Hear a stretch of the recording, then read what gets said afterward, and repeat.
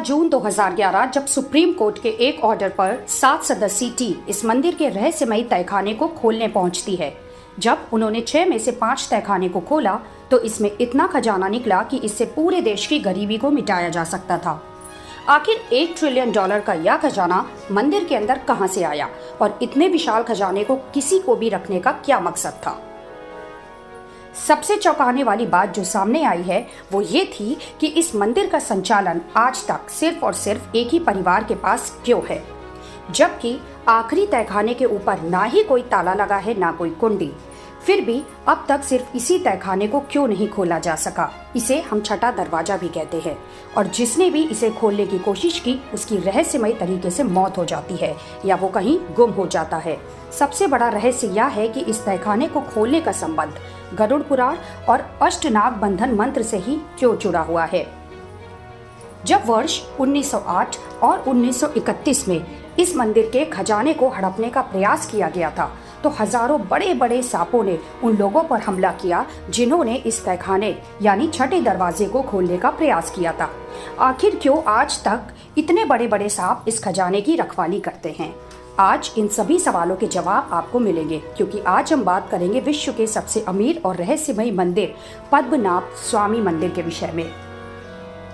पद्मनाभ स्वामी मंदिर जो भारत के दक्षिणी राज्य के केरल की राजधानी तिरुवनंतपुरम में स्थित है, विश्व के सबसे धनी और रहस्यमयी मंदिर में से एक है।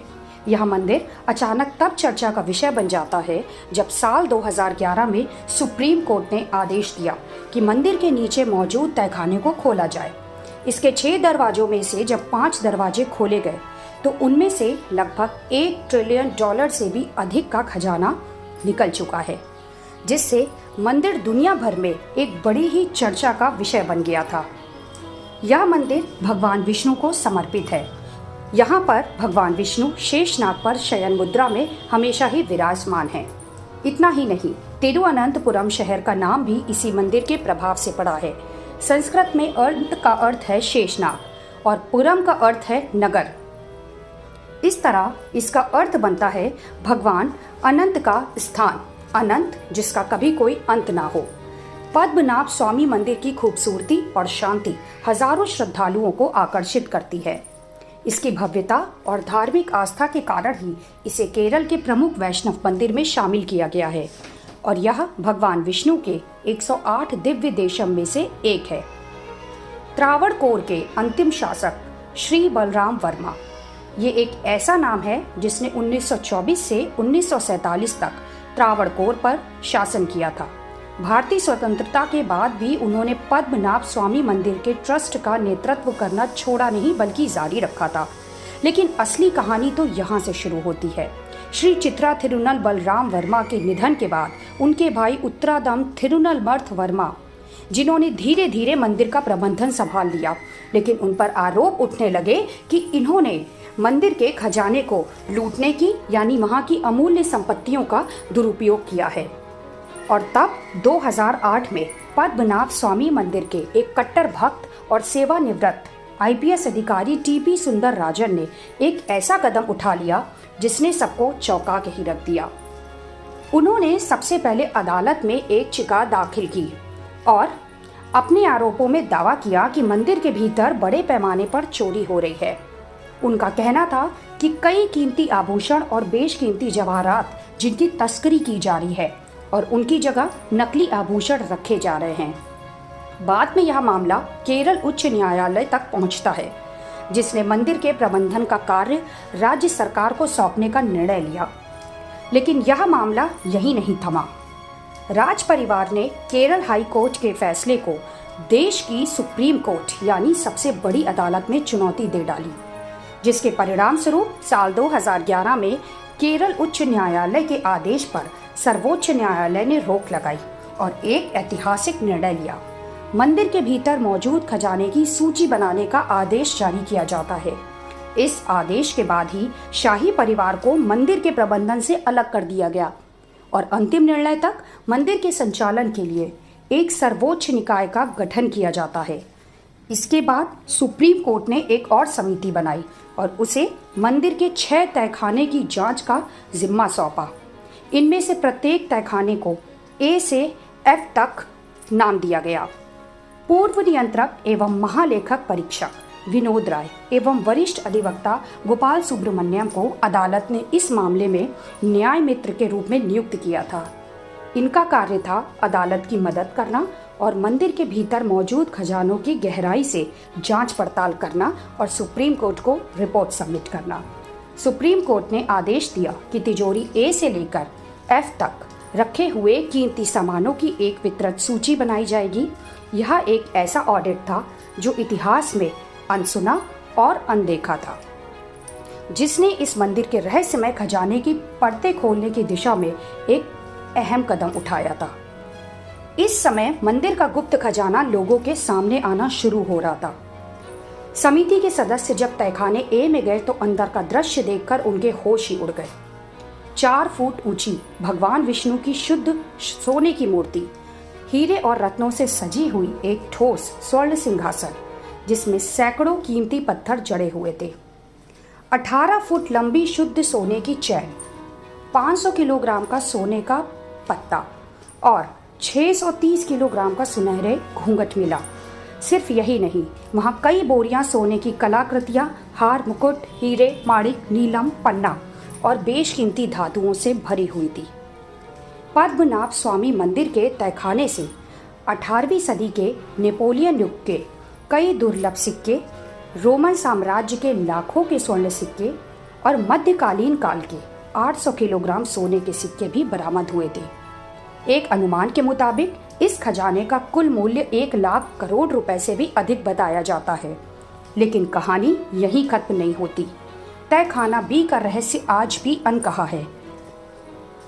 इस दरवाजे में 2 सांपों की आकृति बनी है जिसका संबंध भगवान विष्णु या कल्कि से बताया जाता है। क्या यह तिजोरी सदा के लिए इसी तरह बंद रहेगी? इन सभी रहस्य और तहखानों के बारे में विस्तार से चर्चा करेंगे। हमारे मन में सबसे बड़ा सवाल तो ये उठता है कि इस मंदिर का निर्माण किसने करवाया था और इतना विशाल और अमूल्य खजाना इस मंदिर में आखिर कहाँ से आया? किसने इस मंदिर के भीतर रखा और यह खजाना कितने वर्षों पुराना हो सकता है? इन सभी सवालों के जवाब जानने के लिए हमें पद्मनाभ स्वामी मंदिर के इतिहास की गहराइयों में जाना होगा।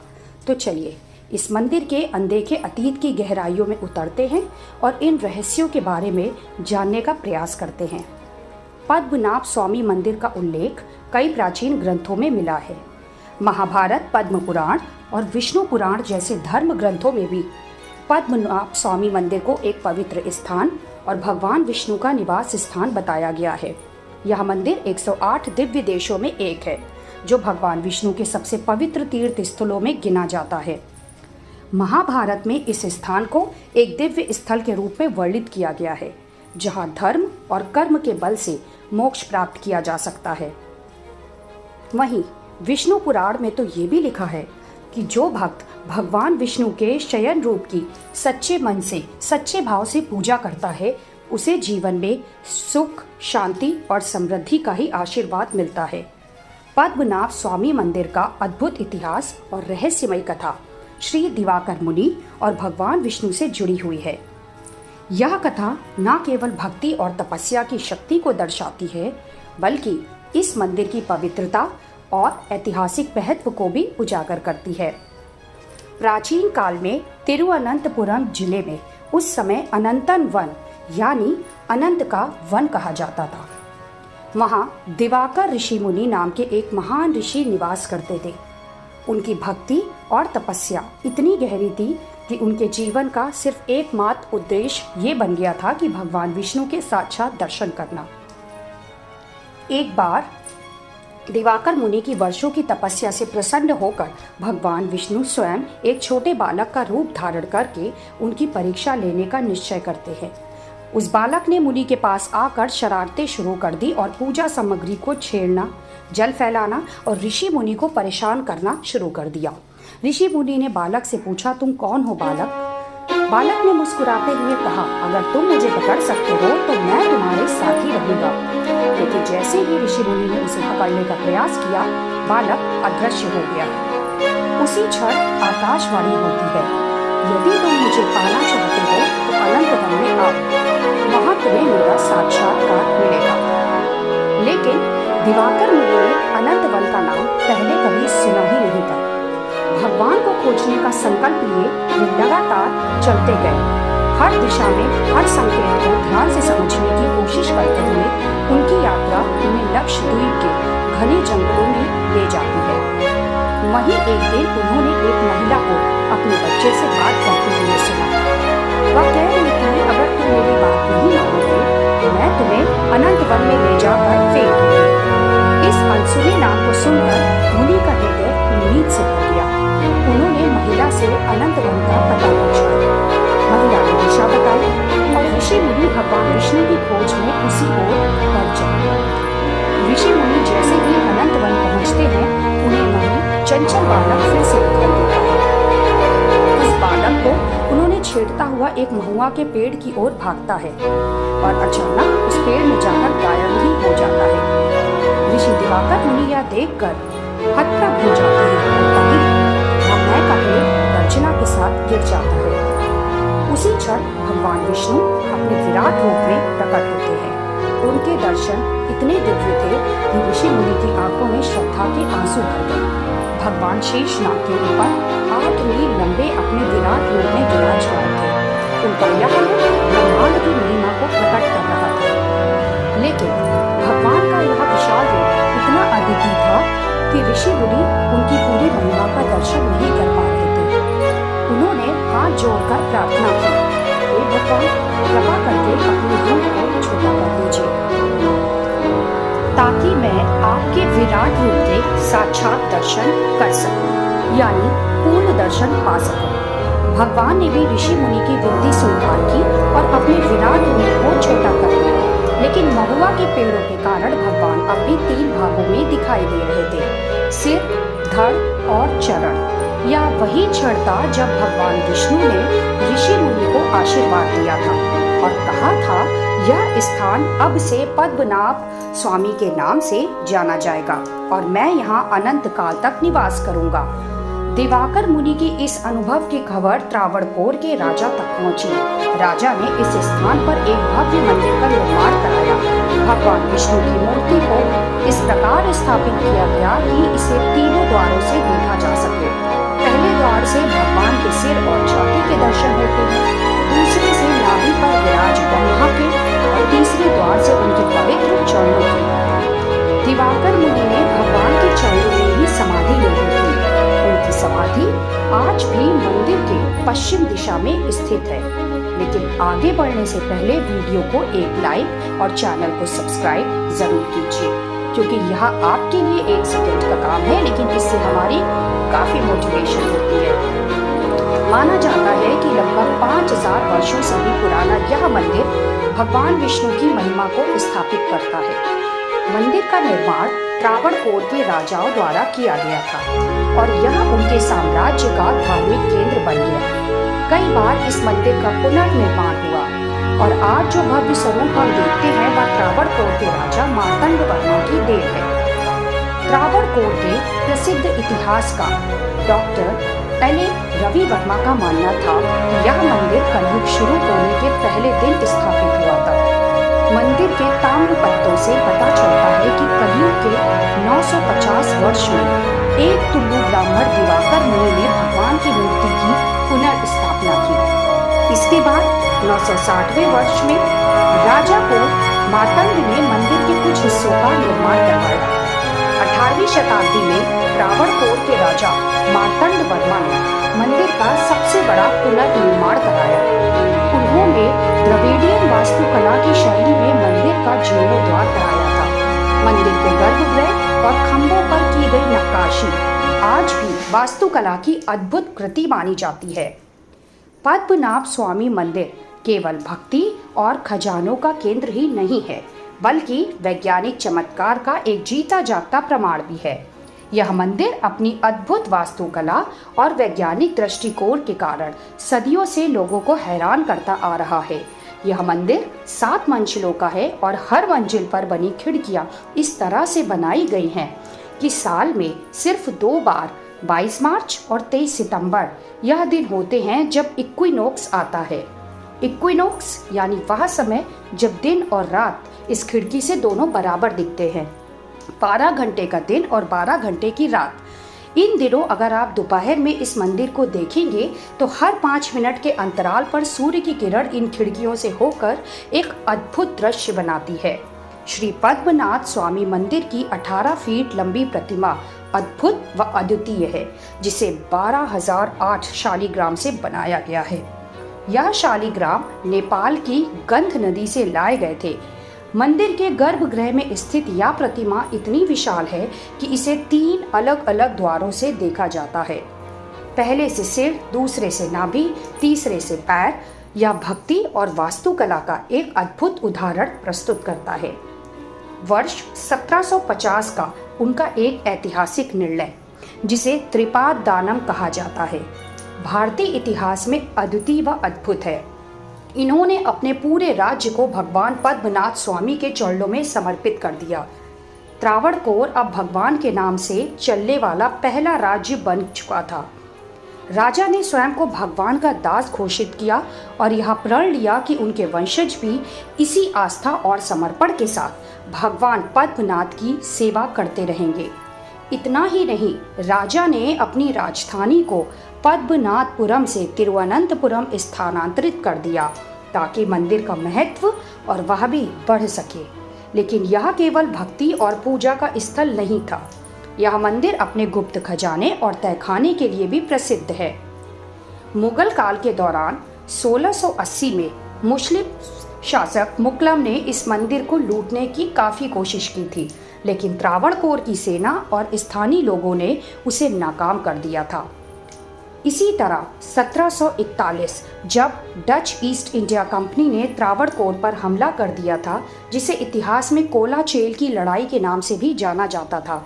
राजा मार्तंड वर्मा की सेना छोटी तो थी, लेकिन उन्होंने डचों को डटकर सामना किया और इतिहास रच दिया उन्हें हराकर, और विजय का श्रेय राजा ने भगवान पद्मनाभ स्वामी को दिया। युद्ध के बाद राजा ने अपनी सारी संपत्ति इस मंदिर को दान कर दी। खजाना बढ़ने लगा और इसी समय मंदिर के प्रसिद्ध तिजोरिया का निर्माण कराया गया था। सन 1947 में भारत की आज़ादी के बाद त्रावणकोर का विलय भारतीय गणराज्य में हुआ, लेकिन त्रावणकोर के अंतिम शासक चित्रा तिरुनल बलराम वर्मा ने यह सुनिश्चित कर लिया कि मंदिर का संरक्षण राज परिवार के अधीन ही रहे। आज यह मंदिर त्रावणकोर राजा परिवार के ट्रस्ट के अधीन ही है। वर्ष 2020 में सुप्रीम कोर्ट ने इस परंपरा को बरकरार रखते हुए फैसला सुनाया था कि मंदिर की देखभाल और संरक्षण राज परिवार के पास ही रहेगा। यह निर्णय यह सुनिश्चित करता है कि इस मंदिर की धार्मिक मान्यताएं और परंपराएं पीढ़ियों तक संरक्षित रहे। तो यह था पद्मनाभ स्वामी मंदिर का गौरवशाली इतिहास और खजाने की रोमांचक कहानी। लेकिन अब बात करते हैं उस तहखाने बी की, जिसने सदियों से लोगों के मन में रहस्य और उत्सुकता पैदा कर रखी है। छठा दरवाज़ा। पद्मनाभ स्वामी मंदिर की सबसे बड़ी खासियत है इसकी 6 तिजोरियाँ, जिन्हें A, B, C, D, E और F नामों से जाना जाता है। सदियों से इन तिजोरियों में बहुमूल्य खजाने छुपे हुए थे, जिन्हें किसी ने छुआ तक नहीं था। साल 2011 में सुप्रीम कोर्ट के आदेश पर इन तिजोरियों का सर्वेक्षण शुरू किया जाता है। इनमें से 5 तिजोरियां A, C, D, E और F खोली गई और उनमें छुपे खजाने ने दुनिया को चौंका दिया। लेकिन तिजोरी B अब भी रहस्यों से घिरी है। पद्मनाभ स्वामी मंदिर के छठे तहखाने यानी तिजोरी B के रहस्य की बात ही अलग है। इस तहखाने तक पहुंचने के लिए आपको 3 दरवाजों को पार करना होता है। पहला दरवाजा यह लोहे की छड़ों से बना है, दूसरा भारी लकड़ी का दरवाजा है और तीसरा एक मजबूत लोहे का दरवाजा जो अब भी बंद है, जिसे आज तक कोई खोल नहीं सका। इस दरवाजे पर ना ही कोई कुंडी लगी है, ना कोई बोल्ट, केवल 2 विशाल सांपों के प्रतीक गेट पर उगे हुए हैं, जो मानो इस द्वार की रक्षा कर रहे हों। ऐसी मान्यता है कि यह दरवाजा केवल एक तपस्वी ही गरुड़ मंत्र का सही उच्चारण करके खोल सकता है। लेकिन सावधान, अगर यह मंत्र गलत बोला गया तो परिणाम मृत्यु होगा। इतिहास गवाह है कई लोगों ने इस रहस्यमयी दरवाजे को खोलने की भरपूर कोशिश की, लेकिन उन्हें सिर्फ मृत्यु ही हाथ लगी। ऐसा कहा जाता है कि राजा मार्तंड वर्मा के शासनकाल में सर्वोच्च धार्मिक प्रमुखों ने विशेष नागपाश मंत्र का जाप खजाने की रक्षा के लिए तहखाने बी को हमेशा के लिए सील कर दिया था। यह मंत्र केवल सुरक्षा का माध्यम नहीं, बल्कि इसके साथ एक भयंकर अभिशाप से भी जुड़ा हुआ है। मान्यता है कि इस अभिशाप को केवल एक सर्वोच्च पुजारी के द्वारा ही हटाया जा सकता है। तहखाना के रहस्यों की परतें खोलने के पीछे जिनका सबसे बड़ा योगदान था, वह थे याचिका दायर टीपी सुंदराजन। लेकिन यह घटना और भी रहस्यमयी तब बन गई जब तह के खुलने के सिर्फ 1 महीने बाद सुंदराजन की असमय मृत्यु हो गई। क्या यह महज एक संयोग था या फिर तहखाने के साथ जुड़े अभिशाप का असर? यह प्रश्न आज भी अनुत्तरित है और तहखाने के रहस्य को और गहरा बना देता है। एमिली गिलक्रिस्ट हैच की प्रसिद्ध पुस्तक Travancore a guide book for visit में एक चौंकाने वाला जिक्र मिलता है। यह कहानी 1931 की है, जब एक समूह ने तहखाने बी खोलने का प्रयास किया था। जैसे ही उन्होंने तहखाने का द्वार खोला, अंदर का नज़ारा देखकर उनके होश उड़ गए। पैरों के नीचे से ज़मीन खिसक गई। तहखानों को आतंक से भरा हुआ था। सांप इतने खतरनाक और आक्रामक सांप थे कि उन लोगों ने अपनी जान बचाने के लिए वहां से भागना ही ज़रूरी समझा। इस किताब में 1908 के एक और असफल प्रयास का उल्लेख है, जिसमें भी ऐसी ही स्थिति का सामना करना पड़ा था। सवाल यह है कि क्या यह कोबरा तहखाने की प्राकृतिक रक्षा करता है या फिर किसी अलौकिक शक्ति का संकेत है जो इन खजाने को छूने नहीं देती। कहते हैं कि लगभग 136 साल पहले तिरुवनंतपुरम में अकाल के हालात पैदा हो गए थे। ऐसी विकट स्थिति में मंदिर के कर्मचारियों ने छठे तहखाने को खोलने की कोशिश की थी, लेकिन उनकी यह कोशिश बेहद भारी पड़ी। अचानक मंदिर के भीतर से तेज रफ्तार और शोर के साथ पानी भरने की आवाज़ें आने लगी। घबराकर उन्होंने तुरंत दरवाजे को बंद कर दिया था। स्थानीय लोगों का मानना है कि यह छठा तहखाना सीधे अरब सागर से जुड़ा है। यदि कोई खजाने को हासिल करने के लिए छठा दरवाज़ा तोड़ने की कोशिश करता है तो भीतर का पानी पूरे खजाने को बहा ले जाएगा और तब सब कुछ बर्बाद हो जाएगा। क्या यह एक सच्चाई है या महज एक किंवदंती या रहस्य आज भी अनसुलझा है? क्या आप जानते हैं तहखाना बी, जिसे आज तक सबसे रहस्यमय और पवित्र माना जा रहा है, 7 बार खोला जा चुका है। पूर्व सीएजी विनोद राय, जिन्हें सुप्रीम कोर्ट ने मंदिर का ऑडिट करने का अधिकार दिया था, उनके द्वारा साझा किए गए रिकॉर्ड बताते हैं कि यह तहखाना हाल के दशकों में 7 बार खोला गया। सन 1990 में 2 बार और सन 2002 में 5 बार।